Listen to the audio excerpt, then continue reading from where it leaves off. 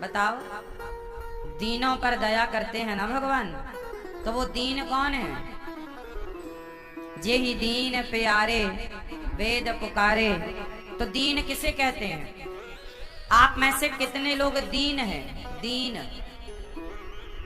बोलो, आप में से कितने लोग दीन हैं? नहीं है। तो जब आप दीन हैं ही नहीं तो आप पर दया करेंगे कैसे प्रभु? यदि ईश्वर की कृपा पाना है तो आपको दीन बनना पड़ेगा।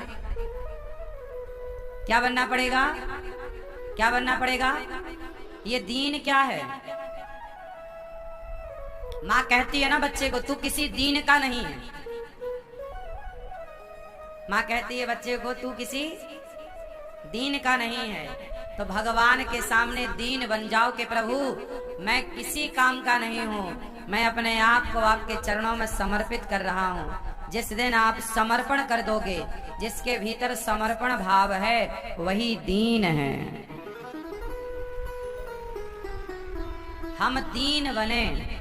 जब हम दीन बनेंगे तो प्रभु हम पर क्या करेंगे? दया करेंगे। और जब दीन हम बनेंगे, दया वो करेंगे, तो प्रभु का नाम हो गया दीन दयाल, जो दीनों पर दया करें। हाँ, जे ही दीन प्यारे वेद पुकारे, द्रवहु सो श्री भगवान, दीनों पर दया। इसलिए भय प्रगट कृपाला दीन दयाला।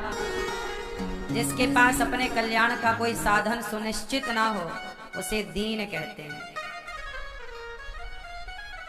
भगवान का, अच्छा भगवान जन्म लेते हैं कि प्रकट होते हैं?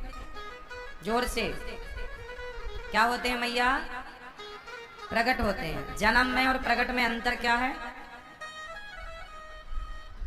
आपका होता है जन्म, हमारा होता है जन्म।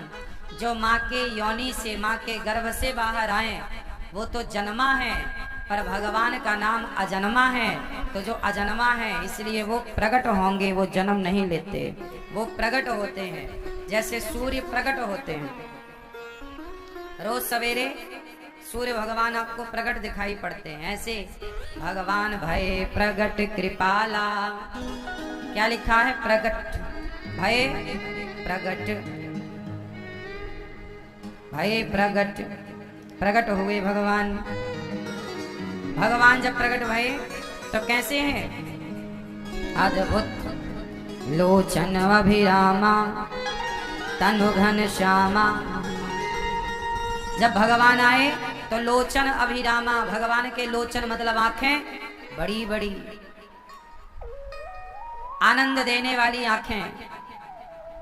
तनु, भगवान का शरीर कैसा है? भगवान राम गोरे हैं कि सांवले हैं? बोलो, कैसे हैं? मैया बोलो मेरी माँ, कैसे हैं राम? सांवले। तनु घन श्यामा, भगवान श्याम वर्ण के। और निज आयुध, भगवान के आयुध मतलब हाथ में भुजचारी, चार भुजाओं में आयुध हैं। भगवान कितने भुजा से प्रकट भये? कितने? चार भुजा। और चारों भुजाओं में क्या था?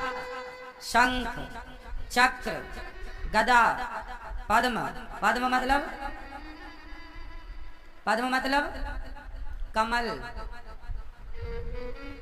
शंख चक्र गदा पद्म लेकर आए।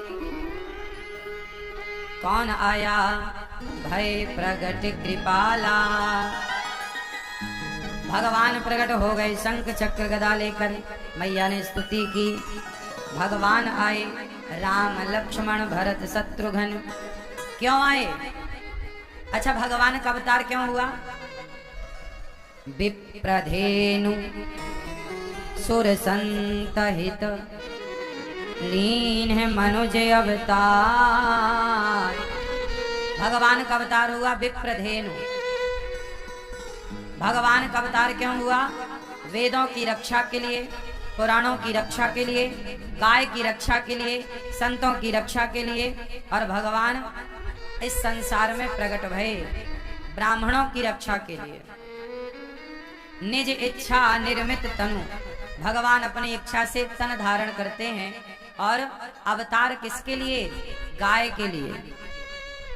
गाय पर अत्याचार हुआ तो भगवान आए, गाय पर अत्याचार होता है तो भगवान आते हैं। गाय पर अत्याचार हो रहा, दिल्ली में गाय पर अत्याचार हो रहा है कि नहीं? हाँ या ना? क्या अत्याचार चल रहा है? आजकल गाय के लोग सेवा नहीं कर रहे हैं। महंगे महंगे कुत्तों की सेवा कर सकते हैं पर गाय की सेवा नहीं करते। इसलिए कहता हूं गौ माता की सेवा करो। बूचड़ खानों में जाके गाय कट रही है, हम सब के होते हुए गौ हत्या हो रही है, तो ये बहुत बड़ा पाप है। गाय की हत्या ना हो इसका एक प्रयास करना चाहिए। क्या प्रयास करें? हम सब अपने अपने घर पे गाय रखें। गौरी गोपाल गौशाला में 400 गाय हैं। आप भी अपनी तरफ से एक गाय गौरी गोपाल गौशाला में रख सकते हैं कि हमारी तरफ से गाय, हम घर पे सेवा नहीं कर सकते तो गौरी गोपाल गौशाला में जो गाय है उन गायों में एक गाय आप गोद ले लो और गाय का चारा भूसा आप अपनी ओर से देकर गाय की सेवा करो। भगवान जब आए तो दशरथ जी खूब बधाई लुटा रहे हैं। सर्वस्व दान दीन सबका हो, खूब उत्सव हुआ, खूब बधाई बजी, सब लोग नाच रहे हैं, कूद रहे हैं। चारों भैया का प्राकट्य हुआ। अरे जन्मे हैं चारों भैया, जन्मे हैं चारों भैया, अवधपुर बाजे बधैया। जन्मे हैं, जन्मे हैं, जन्मे हैं चारों भैया, अवधपुर बाजे बधैया।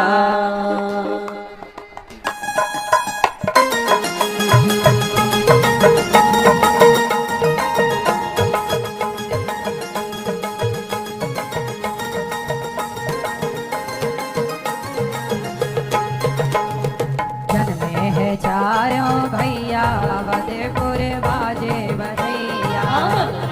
चारों भैया अवधपुर बाजे बधैया। जन्मे हैं चारों भैया अवधपुर बाजे बधैया। जन्मे हैं चारों भैया अवधपुर बाजे बधैया। बाज बधैया, बाज बधैया, बाज बधैया, बाज बधैया। अवधपुर बाजे बधैया। राम रघुरैया अवधपुर बाजे बधैया।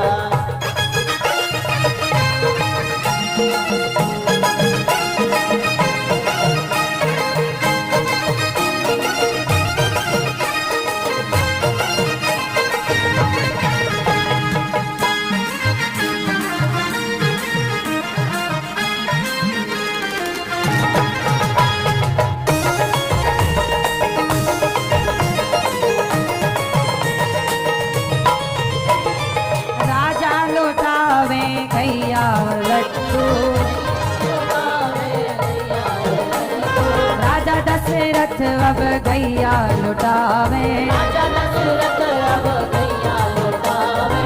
कंगना कंगना कंगना लुटावे तीनों मैया, कंगना लुटावे तीनों मैया। अवधपुर बाजे बधैया।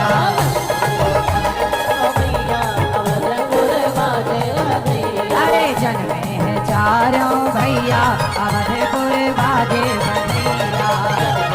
चारों भैया अवधपुर बाजे बधैया। बाजे बधैया, बाजे बधैया, बाजे बधैया, बाजे बधैया। चारों भैया अवधपुर बाजे बधैया। चारों भैया अवधपुर बाजे बधैया।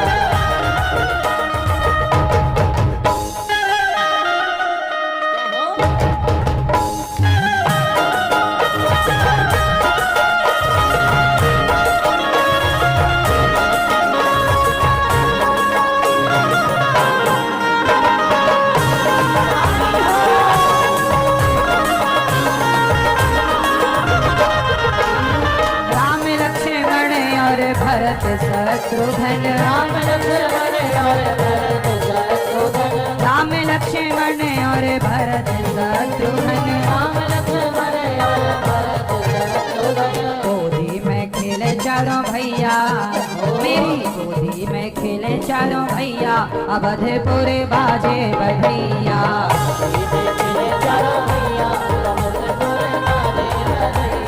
गोदी में खेले चारों भैया अवधपुर बाजे बधैया गोदी में खेले चारों भैया अवधपुर बाजे बधैया बाजे बधैया बाजे बधैया बाजे बधैया बाजे बधैया चारों भैया अवधपुर बाजे बधैया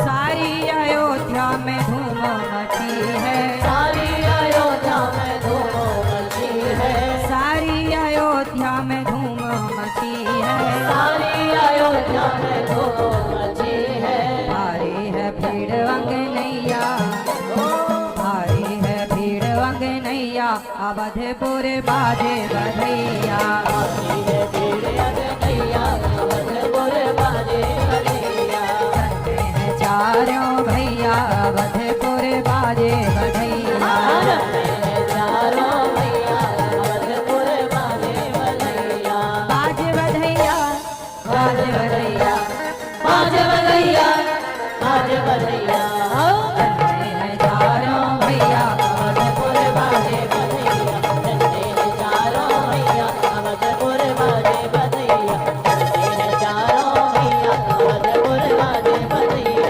चलते हैं चारों भैया अवधपुर बाजे बधैया अरे जन्मे हैं चारों भैया अवधपुर बाजे बधैया चलते हैं चारों भैया अवधपुर बाजे बधैया चलते हैं चारों भैया अवधपुर बाजे बधैया चलते हैं चारों भैया अवधपुर बाजे बधैया चारों भैया अवधपुर बाजे बधैया अवधपुर बाजे बधैया अवधपुर बाजे बधैया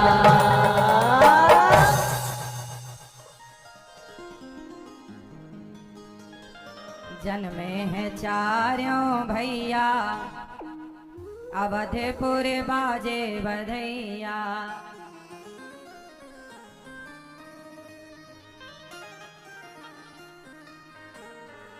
आज प्रभु का जन्म हुआ प्रकट भये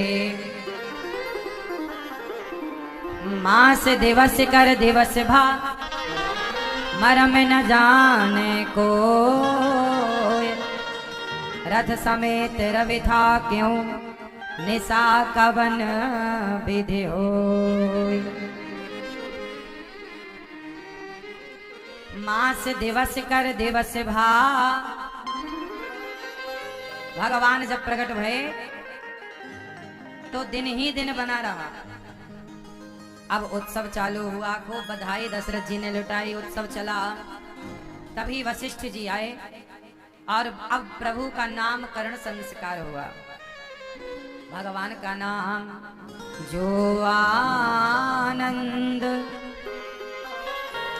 सिंधु सुख राशि करते त्रैलोक्य सुपासी।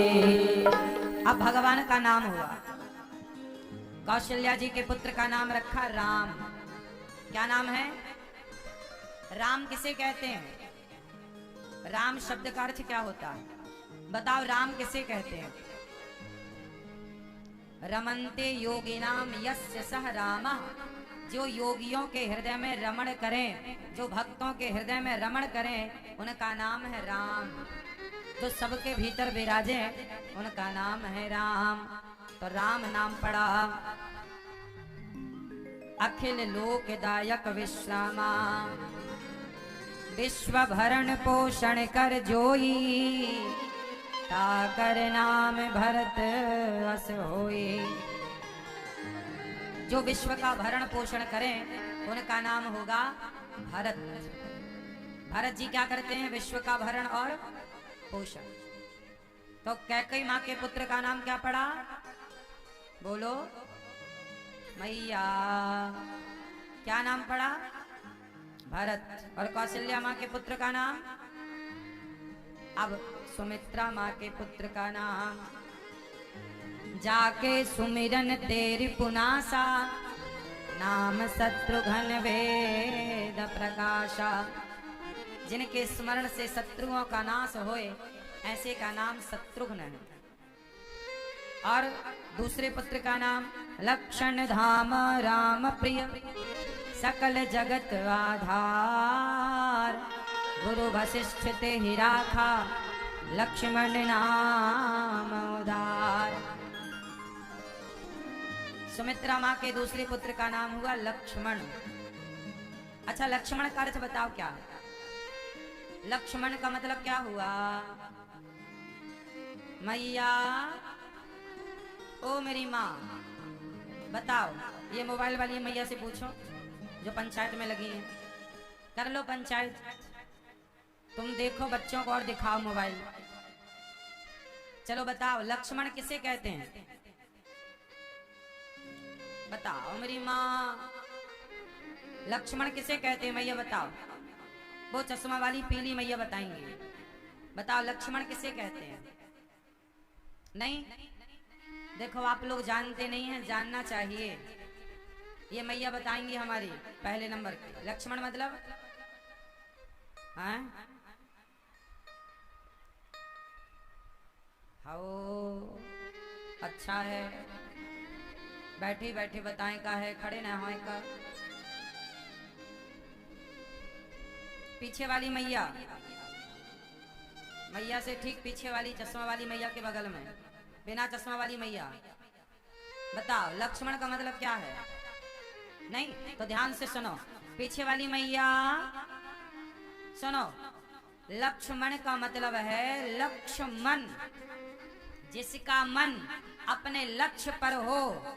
जिसका मन, बोलो जिसका मन, सब बोलो, जिसका मन अपने लक्ष्य की ओर हो, उसी का नाम लक्ष्मण है।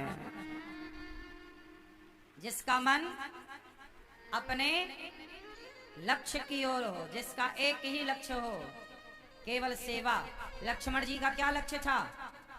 लक्ष्मण जी का क्या लक्ष्य था? लक्ष्मण जी का जो लक्ष्य था वही लक्ष्य को ये दास अनिरुद्ध ने भी उतारा। जैसे लक्ष्मण जी ने सदा सेवा की, ऐसे ये दास अनिरुद्ध भी सेवा करता है। लक्ष्मण जी ने राम की सेवा की, ये दास अनिरुद्ध वृद्ध माओ की सेवा करता है, विद्यार्थियों की सेवा, गाय की सेवा। लेकिन ये सेवा का संकल्प आया कहां से? लक्ष्मण जी से। लक्ष्य मन, जिसका मन कहाँ लगा हो, बोलो। तो मेरा मन भी एक सेवा के लक्ष्य में लगा हुआ है। तो हर वो व्यक्ति लक्ष्मण है जो सेवा कर रहा है। तो लक्ष्मण बनो। क्या बनो? केवल लक्ष्मण जी के बारे में पढ़ो मत, सुनो मत, लक्ष्मण बनो। लक्ष्य में मन लगाओ। लक्ष्य क्या हो? सेवा का लक्ष्य हो। लक्ष्मण जी का लक्ष्य क्या था? सेवा। इसलिए दास क्या कहता है? एक ही संकल्प, एक ही नारा, सेवा ही है धर्म हमारा। हमारा धर्म तो बिल्कुल लक्ष्मण जी की तरह है। जैसे लक्ष्मण जी का मन लक्ष्य की तरफ, वैसे अनिरुद्धाचार्य का मन भी एक सेवा के लक्ष्य की ओर है ना। तो हम सब किसके भक्त बने? लक्ष्मण जी के। लक्ष्मण जी की तरह सेवा करना सीखें। सबसे कठिन काम क्या है इस संसार में? सबसे कठिन काम क्या है बताओ जोर से? सेवा। धन्य है। अच्छा ये बताओ, कौशल्या माँ, कैकेयी माँ और सुमित्रा माँ, इन तीनों माँ को यदि नंबर देना हो तो आप ज्यादा नंबर किसे देंगे? कौशल्या माँ को आप कितने नंबर देंगे? कैकेयी माँ को आप कितने नंबर देंगे? और सुमित्रा माँ को कितने नंबर देंगे? इन तीनों माँ में श्रेष्ठ माता आप किसे मानते हैं? जोर से, हाँ जोर से। कौशल्या, आप बताओ, आप बताओ श्रेष्ठ माता आप किसे मानते हैं? बोलो जोर से। वैसे तो तीनों माता श्रेष्ठ हैं। राम की माता कौशल्या का तो कहना ही क्या, वो तो भगवान की माता है। और कैकेयी माता का भी कहना ही क्या, वो तो भक्त की माता है। लेकिन धन्य है माता सुमित्रा, जिनके दोनों बेटे, एक बेटा भगवान की सेवा में लगा और दूसरा बेटा भगवान के भक्त की सेवा में लगा। धन्य है माता सुमित्रा, जिन्होंने अपने पुत्रों को सेवा करनी सिखाई। लक्ष्मण जी ने भगवान की सेवा की और शत्रुघ्न जी ने भक्त की सेवा की। भरत जी कौन है? भक्त हैं। राम कौन है? बोलो राम कौन? राम कौन? राम तो भगवान है। और भरत जी कौन? भरत जी भक्त हैं। बोलते चलो मेरे संग, राम कौन और भरत जी? एक भगवान है और एक राम भगवान है। भरत जी भक्त हैं, एक भक्त है, एक भगवान है। लेकिन धन्य है सुमित्रा माँ कि एक बेटा को भगवान का सेवक बनाया और दूसरे बेटे को भक्त का सेवक बनाया। आप भी अपने बेटों को या तो भगवान की सेवा में लगाओ या तो भगवान के भक्तों की सेवा में लगाओ, तभी आप सुंदर माता बनोगी, अच्छी माता बनोगी। अच्छी माता वही है जो अपने पुत्र को या तो भगवान की सेवा में लगाए या तो भक्त की सेवा में लगाए। जननी जने तो भक्त जने, या दाता या सूर, या से तो बंध्या भली, काहे गवावे नूर। तो भक्त बेटा कैसा हो? सेवा करने वाला हो। बेटा कैसा हो? सेवा कर। सेवा किसकी? या तो वो भगवान की सेवा में लगे या तो भगवान के भक्तों की सेवा में लगे, माता पिता की सेवा में लगे। बेटा ऐसा हो तब तो बेटा हो, और ऐसा ना हो सेवा करने वाला ही बेटा हो, वरना बेटा ना हो। क्यों? ऐसा बेटा ना हो कि कल पलट के आपको थप्पड़ मारे, ऐसा बेटा ना हो कि आपको घर से बाहर निकाल दे, ऐसा बेटा ना हो। आप कैसा बेटा चाहते हैं? लक्ष्मण जी की तरह या शत्रुघ्न जी की तरह? बोलो। अब चलो, अब लक्ष्मण जी और शत्रुघ्न जी, इन दोनों में श्रेष्ठ कौन है? उत्तर दो। ज्यादा नंबर आप किसे देंगे, लक्ष्मण जी को या शत्रुघ्न जी को? जोर से, हाँ भैया बताओ, ज्यादा नंबर किसे? लक्ष्मण जी को नंबर ज्यादा कितने लोग देंगे? लक्ष्मण जी को ज्यादा नंबर, और शत्रुघ्न जी को ज्यादा नंबर कौन कौन देगा? सुनो, यदि हम लक्ष्मण जी और शत्रुघ्न जी दोनों को तराजू में रखें तो बताओ किसका पलड़ा भारी होगा? जोर से मैया थोड़ा बताओ, घर में तो घूम मुंह चलाती हो, थोड़ा यहां भी चलाओ कुछ। जो पूछ रहे हैं उतना बताओ। यदि एक तराजू बांधी जाए और उस तराजू के एक पलड़े पर लक्ष्मण जी को रखा जाए और दूसरे पलड़े पर शत्रुघ्न जी को रखा जाए तो किसका पलड़ा भारी होगा? जोर से, जोर से। लक्ष्मण जी का पलड़ा भारी होगा। कितने लोग समर्थन करते हैं इस बात का? शत्रुघ्न जी का पलड़ा भारी होगा। कितने लोग समर्थन करते हैं इस बात का? और मैया आप लोग कुछ समर्थन नहीं कर रही हो, किसकी पार्टी में हो? रावण की? हाँ? रावण की पार्टी में हो क्या? सुनो, जब आप तराजू बांधेंगे और एक पलड़े पर लक्ष्मण जी को और दूसरे पलड़े पर शत्रुघ्न जी को रखेंगे तो याद रखिएगा लक्ष्मण जी का पलड़ा भारी ना होगा, शत्रुघ्न जी का पलड़ा भारी होगा। क्यों?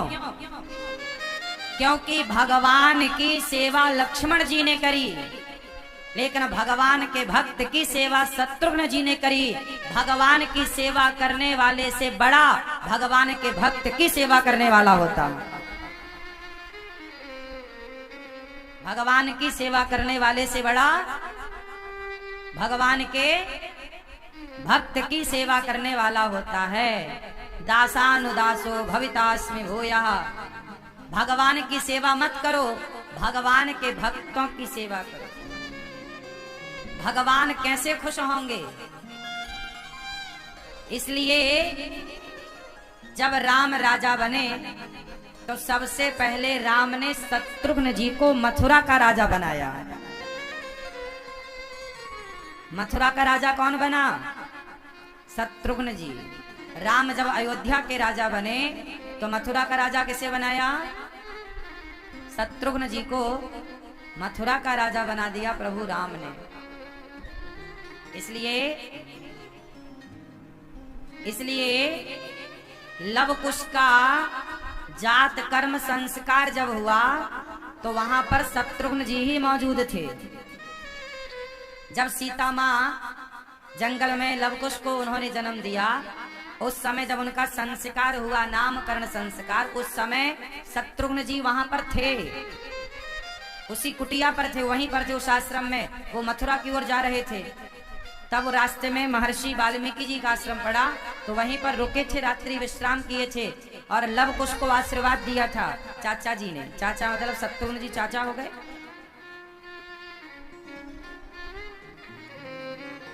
तो भगवान अपनी परम शक्ति, भगवान राम अपनी परम शक्ति शत्रुघ्न जी को देते हैं। भगवान राम शत्रुघ्न जी पर ज्यादा प्रसन्न है, लक्ष्मण जी पर तो प्रसन्न है ही, लेकिन पलड़ा भारी शत्रुघ्न जी का है। धर्म कितने प्रकार का होता है? धर्म कितने प्रकार का होता है? उत्तर दो। 4। एक धर्म होता है सामान्य। राम जी ने जिस धर्म का पालन किया वह सामान्य धर्म था। राम जी ने जिस धर्म का पालन किया वह कौन सा धर्म था? मातृ देवो भव, पितृ देवो भव, अतिथि देवो भव, आचार्य देवो भव। यह सामान्य धर्म का पालन राम जी ने किया। माता की सेवा, पिता की सेवा, अतिथि की सेवा, संतों की सेवा, ये सारी सेवा राम जी ने की। तो राम ने किस धर्म का पालन किया? जोर से मैया, राम जी ने कौन सा धर्म निभाया? अभी पूछूंगा, सब याद करते चलना। सामान्य धर्म। सामान्य धर्म से बड़ा धर्म होता है विशेष धर्म। कौन सा धर्म? विशेष।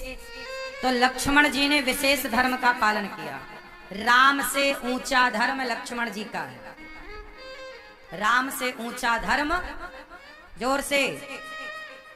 अच्छा ये बताओ, राम जी ने माँ बाप की आज्ञा का पालन किया कि नहीं किया? अच्छा, लक्ष्मण जी ने माँ बाप की आज्ञा का पालन किया कि नहीं किया? जोर से। नहीं किया। दशरथ जी ने कहा था, सबने रोका था, राम जी ने भी रोका था, लक्ष्मण तुम वनवास मत जाओ। सबने रोका था ना कि लक्ष्मण तुम वनवास। तो क्या लक्ष्मण जी किसी की बात माने? राम ने तो माँ बाप की बात मानी, लेकिन कौशल्या माँ ने भी तो रोका था, लक्ष्मण तुम क्यों जा रहे हो, तुम्हारा थोड़ी वनवास हुआ है। सबने रोका, पर लक्ष्मण जी किसी की बात नहीं माने। दशरथ जी ने भी रोका पर नहीं माने। राम ने माँ बाप की बात मानी तो राम का धर्म है सामान्य, और लक्ष्मण जी ने नहीं मानी, उनका धर्म है विशेष। बताओ कैसे? बड़ा धर्म क्या है? अरे बड़ा धर्म यही है। लक्ष्मण जी कहते हैं, प्रभु मैं अपनी पत्नी को छोड़ सकता हूँ, मैं अपने माँ बाप को छोड़ सकता हूँ, मैं अपना अधिकार राज सत्ता छोड़ सकता हूँ, पर राम आप कहेंगे तो भी मैं आपको नहीं छोड़ सकता। यही लक्ष्मण जी का धर्म है। खुद राम कहें कि लक्ष्मण मुझे छोड़ दो, खुद राम कहें कि लक्ष्मण मुझे छोड़ दो, तो लक्ष्मण जी राम को छोड़ने को तैयार नहीं है। तो बताओ राम का धर्म बड़ा हुआ कि लक्ष्मण जी का? जोर से। राम को ना छोड़ना, इसलिए कहता हूं कि संसार को छोड़ देना पर प्रभु को ना छोड़ना, यह तो विशेष धर्म है। इसलिए गोपियां जब कृष्ण ने बांसुरी बजाई तो सबको छोड़कर आए, दूध पीते बच्चे को, परिवार को। कोई बोले कि क्या कर्म छोड़ देना भक्ति है? कर्म करना अच्छी बात है, पर जब भगवान सामने हो तो भगवान को पाना ही सबसे श्रेष्ठ कर्म हो जाता है। ईश्वर को पाना ही सबसे। लक्ष्मण जी का कर्म क्या था? राम की सेवा ही मेरा कर्म है, राम की सेवा ही मेरा धर्म है। तो राम जी का धर्म क्या था? राम जी के धर्म का नाम बताओ। राम जी का धर्म सामान्य धर्म, लक्ष्मण जी का धर्म विशेष। अच्छा, भरत जी के धर्म का नाम है विशेषतर। बोलो विशेषतर, जोर से मेरी माँ। भरत जी के धर्म का नाम क्या है? भरत जी ने जिस धर्म का पालन किया उस धर्म का नाम है विशेषतर। क्या हुआ?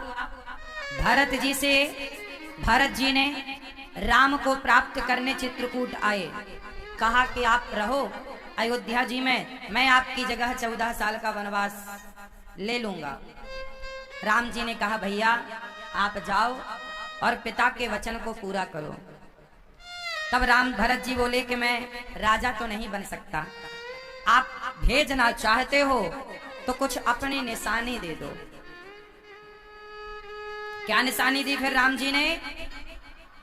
चरण पादुका। भरत जी ने चरण पादुका कहाँ रखी? सिंहासन पर, शीश पर रखी, ले जाकर सिंहासन पर रखा। 14 साल अयोध्या किसने संभाली? बोलो, भरत जी ने।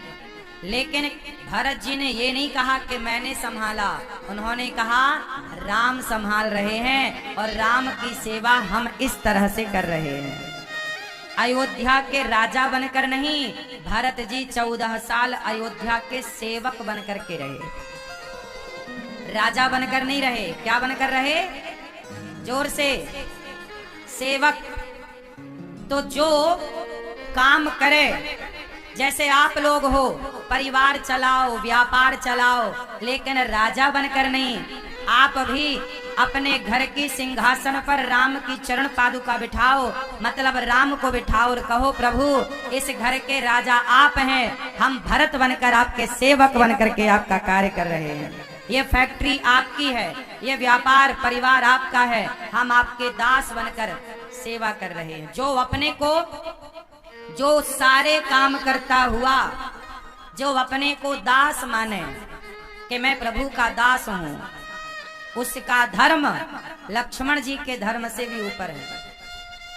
तो भरत जी का धर्म विशेषतर, जो ये मानने वाला है धर्म कि सब कुछ राम का है, पर काम कर रहे हैं भरत जी, ये मान कर नहीं कि ये मेरा। आप भी करो, पर ये मानसिकता ना रखो कि मैं कर रहा हूँ, ये मानसिकता रखो कि प्रभु कर रहे हैं, सब ईश्वर का है। नाथ सकल संपदा तुम्हारी, सब प्रभु का है। तो ये भरत जी का धर्म है। अब चलते हैं शत्रुघ्न जी की तरफ। शत्रुघ्न जी विशेषतम। शत्रुघ्न जी का धर्म क्या है? विशेषतम। सामान्य धर्म, विशेष धर्म, विशेषतर और विशेषतम। तो शत्रुघ्न जी का धर्म है विशेषतम, मतलब विशेषतम सबसे ऊंचा है, इससे ऊंचा कुछ नहीं है। शत्रुघ्न जी ने विशेषतम धर्म का पालन किया। विशेषतम धर्म क्या होता है भैया? लक्ष्मण जी तो भगवान की सेवा में रहे, लेकिन शत्रुघ्न जी अच्छा लक्ष्मण जी की पत्नी तो लक्ष्मण जी से दूर रही। लक्ष्मण जी की पत्नी तो लक्ष्मण जी से, जोर से, लक्ष्मण जी की पत्नी तो लक्ष्मण जी से दूर थी, पर शत्रुघ्न जी की पत्नी तो शत्रुघ्न जी के पास थी। 14 साल अयोध्या से नंदी ग्राम में थे। लेकिन आपको बताएं कि चलो आपका परिवार तो आपसे बहुत दूर है तो आप नहीं मिल पाए, लेकिन जिसका परिवार पास में है और वो सेवा में इतना तल्लीन है कि पास में रहता हुआ परिवार को वो 14 साल से मिल ना पाए, अब आप बताइए कि त्याग किसका ज्यादा है? भाई जो दूर है वो नहीं मिल पाया तो कोई बात नहीं कि भाई वो तो दूर है, लेकिन जो पास रहकर भी नहीं मिल पाया, भरत जी की सेवा में 14 साल श्री शत्रुघ्न जी ऐसे लगे रहे कि एक दिन कौशल्या माता चली गई। कौशल्या माँ ने देखा कि शत्रुघ्न जी की पत्नी माता श्रुत कीर्ति रो रही थी। कौशल्या माँ ने कहा, बेटा तुम क्यों रो रही हो बहू, क्या हुआ? माँ 12 साल हो गए। अच्छा क्या हुआ बहू? माँ एक दिन के लिए भी न 12 सालों में मुझे अपने पति के दर्शन नहीं हुए। कौशल्या माँ बोली, बहू क्या कह रही हो? शत्रुघ्न तो यहीं रहता है, पास में ही रहता है, क्या तुमसे मिलने नहीं आता? क्या तुमसे बात नहीं करता? माँ 12 साल हो गए, एक बार भी उन्होंने दर्शन नहीं दिया, एक बार भी मैंने उन्हें नहीं देखा। कौशल्या माँ की आंखों में आंसू आ गया। कौशल्या माँ दौड़ी दौड़ी शत्रुघ्न जी के पास गई। अरे बेटा शत्रुघ्न। हाँ माँ। क्या हुआ माँ? बेटा तू बहू से मिलता नहीं है? माँ ये समय बहू से मिलने का नहीं है, ये समय भैया की सेवा का है। देखो ना, एक पल के लिए भैया भरत जी की आंखों से आंसू सूखते नहीं हैं, हर समय राम राम कहते रोते हैं। कभी जंगल की तरफ भाग जाते हैं, कभी यहाँ जाते हैं, हर क्षण माँ उनका ख्याल रखना पड़ता है। माँ एक पल का भी समय नहीं है कि मैं किसी और की तरफ देख सकूं। धन्य है शत्रुघ्न जी जो 14 साल तक एक भक्त को केवल देखते रहे, एक पल के लिए नजर ना हटी, अपनी पत्नी से मिले नहीं, कोई सुख नहीं पाया। 14 साल केवल लक्ष्मण जी ही नहीं सोए, ऐसा नहीं शत्रुघ्न जी भी नहीं सोए। ऐसा त्याग कहां होगा? राम लक्ष्मण और भरत जी के त्याग और तपस्या को सब जानते हैं, पर शत्रुघ्न जी की तपस्या और त्याग को कोई नहीं जानता। इसलिए चारों भाइयों को यदि तराजू में रखा जाए और पूछा जाए कि सबसे अधिक त्याग किसका है, तो सबसे अधिक त्याग राम को तो 14 साल का वनवास मिला है इसलिए त्याग है, पर शत्रुघ्न जी को तो वनवास नहीं मिला, फिर भी उन्होंने राम से लक्ष्मण से अधिक कष्ट उठाए हैं भरत जी के लिए। इसलिए श्रेष्ठ धर्म विशेषतम श्री शत्रुघ्न जी का है। तो जाके सुमिरन तेरी पुनासा, नाम शत्रुघ्न वेद प्रकाशा।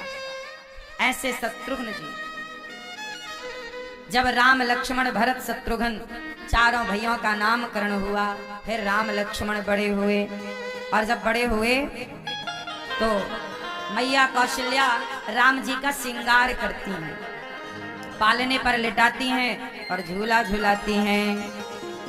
मैया कौशल्या के इष्ट देवता कौन है? आपको पता है मैया कौशल्या के इष्ट देव कौन है? नहीं? तो सुनो, मैया कौशल्या के इष्ट देव हैं रंगनाथ भगवान। कौन भगवान? जोर से, जोर से। कहाँ विराजे हैं आज? रंगनाथ जी का मंदिर कहाँ है बताओ? कहाँ? रंग जी का मंदिर है श्री रंगम, गोदावरी नदी के तट पर दक्षिण भारत में, रामेश्वरम से लगभग 300 किलोमीटर की दूरी पर, रामेश्वरम से लगभग 300 किलोमीटर की दूरी पर रंगनाथ जी का मंदिर है श्री रंगम। आपको एक बात और बताऊं, इस धरती की सबसे पहली प्रतिमा कौन सी है? कोई आपसे यह सवाल करे कि सबसे पहला विग्रह कौन सा है सनातन धर्म का, पहली मूर्ति कौन सी है, पहला मंदिर कौन सा है? जब मंदिर बनाने की परंपरा स्टार्ट हुई और जब मूर्ति पूजा की परंपरा स्टार्ट हुई तो पहली मूर्ति कौन सी रही होगी?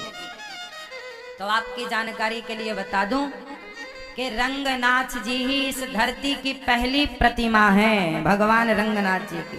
श्री रंगम रंगनाथ भगवान, पहली प्रतिमा रंगनाथ जी की। मनु शत्रुपा को भगवान ने यह अपनी प्रतिमा प्रदान की। फिर मनु शत्रुपा बाद में दशरथ जी हुए तो वह मनु शत्रुपा ने वह प्रतिमा ले आके अयोध्या जी में विराजित की। तो कौशल्या माँ रंगनाथ भगवान की पूजा करती हैं। दशरथ जी के, कौशल्या जी के इष्ट रंगनाथ भगवान, राम जी के इष्ट रंगनाथ भगवान है। बाद में यही रंगनाथ भगवान जो अयोध्या जी में रहा करते थे, बाद में यही रंगनाथ जी जब राम राजा बने और विभीषण जी आए तो विभीषण जी को बड़ा पसंद आए भगवान। विभीषण जी बोले प्रभु आप अपने भगवान हमें दे दो। तो भगवान राम ने विभीषण जी को रंगनाथ जी सौंप दिए और विभीषण जी लेकर के चले। तो रंगनाथ भगवान ने कहा कि हमें कहीं रास्ते में रखना मत, और यदि रखोगे तो हम उठेंगे नहीं। तो विभीषण जी रंगनाथ जी को लेकर चले अपनी लंका। तो उन्हें रास्ते में गोदावरी नदी के किनारे लघुशंका आ गई। तो वो लघुशंका करने विमान को नीचे उतारते हैं और भगवान जी को वहीं पधराए। वो लघुशंका करके आए, अब उठाए तो भगवान उठे ही नहीं। तब रंगनाथ जी ने कहा विभीषण जी हम भारत को छोड़कर, अपनी धरती को छोड़कर नहीं जाएंगे, पर तुम चिंता ना करो, तुम हमारा दर्शन करने रोज आया करो। तो आज भी विभीषण जी भगवान रंगनाथ जी का दर्शन करने आते हैं। दक्षिण की तरफ रंगनाथ भगवान देख रहे हैं। तो वृंदावन में भी रंगनाथ जी का मंदिर है। तो ऐसे ये रंगनाथ भगवान को पूजा करने कौशल्या मां गई तो यहाँ वहां दुई बालक देखा। एक बार जननी अनवाए, कर सिंगार पालना पौढ़ाए। एक बार माँ ने यहाँ वहाँ दुई बालक देखा। कौशल्या माँ पालने में राम को सुलाती हैं और वहाँ पूजा करने गई तो वहाँ भी प्रभु का दर्शन हुआ। यहाँ भी प्रभु, वहाँ भी प्रभु, ऐसी कृपा प्रभु की देखी। भगवान राम के कमर में करधन और पाँव में पायल बांधती हैं। कौशल्या माँ श्रृंगार करती हैं, बालों का जूड़ा बनाती हैं। ठुमक चलत रामचंद्र बाजत पैजनिया, सुंदर सा श्रृंगार करती हैं कौशल्या माँ। अभी राम जी थोड़ा बड़े भये तो राम जी पढ़ने के लिए गुरुकुल चले गए। कहाँ गए मैया? राम जी कहाँ गए? कहाँ गए? गुरुकुल। और गुरुकुल में पढ़ कर के आए। जब राम जी पढ़कर आए, गुरुकुल में पढ़कर आए, तो राम जी सवेरे जल्दी जागने लग गए। पहले राम जी जल्दी नहीं जागते थे, मैया कौशल्या जगाती थी, बेटा राम जागो, बेटा राम जागो, बार बार जगाएं, जागो ललना भोरे भैया, जागो ललना भोरे भैया। पंछी बोले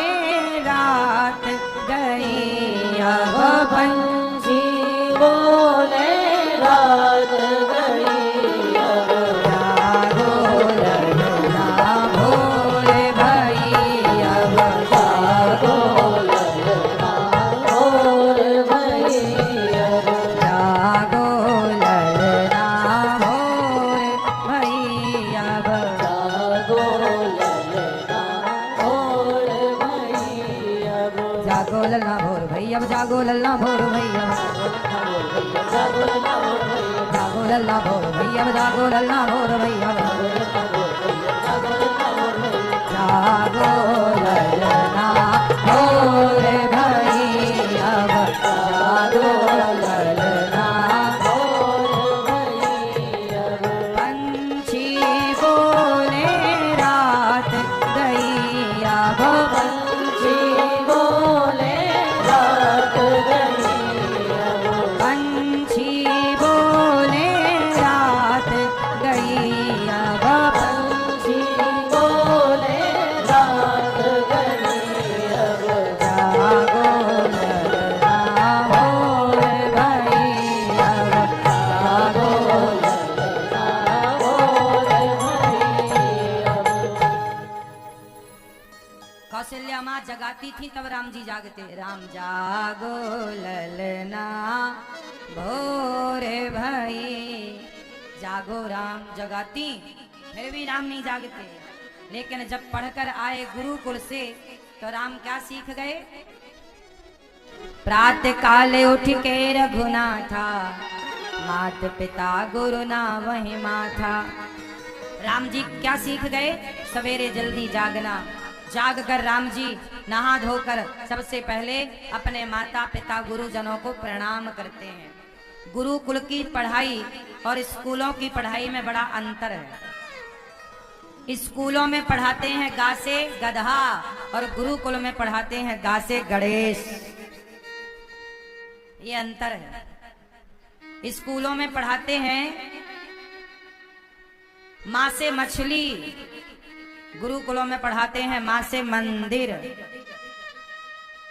स्कूलों की पढ़ाई अलग है और गुरुकुल की पढ़ाई अलग है। स्कूलों में पढ़ने वाला बच्चा अपने माता पिता को भगवान नहीं मानता। स्कूलों में पढ़ने वाले बहुत बच्चे ऐसे हैं जो अपने माँ बाप का सम्मान नहीं करते, पर गुरुकुल में पढ़ने वाला बच्चा अपने माँ बाप को मातृ देवो भव पितृ देवो भव के सिद्धांत से माता पिता को भगवान मानता है। क्योंकि गुरुकुल में ये पढ़ाया जाता है कि माता पिता भगवान हैं। अच्छा बताओ, माता पिता भगवान हैं या नहीं? सच्ची बताओ। आपने महसूस जितना किया हो उतना बताना। माँ बाप को भगवान कहना सही है या गलत है? उत्तर दो। सही है।